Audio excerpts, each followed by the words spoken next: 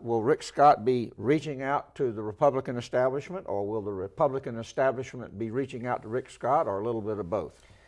I think well, that's a good question. The establishment of the Republican Party is already starting to reach out to Rick Scott. They realize he's their nominee, and they need him. They don't want to see Alex Sink get elected. So they're reaching out to Rick Scott. The Senate President, incoming Senate President Mike Herodopoulos, and the incoming House Speaker Dean Cannon are out at events this week with Rick Scott. They both supported Bill McCollum.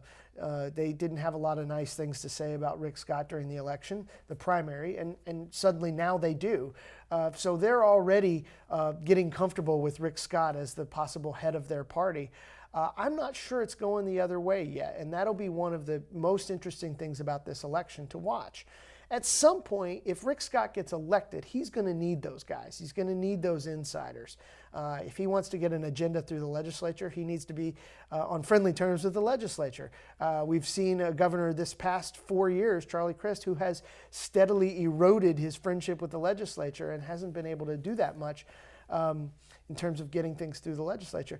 But whether he reaches out to them before the election or waits until after is what we'll be watching to see. I don't know that.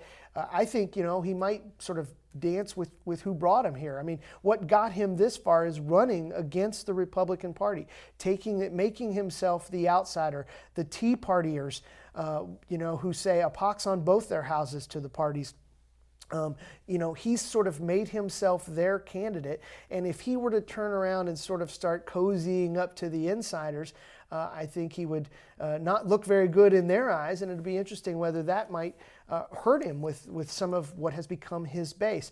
I think he gave a little bit of a hint on a primary election night when he said, there's a lot of Tallahassee insiders tonight crying in their cocktails.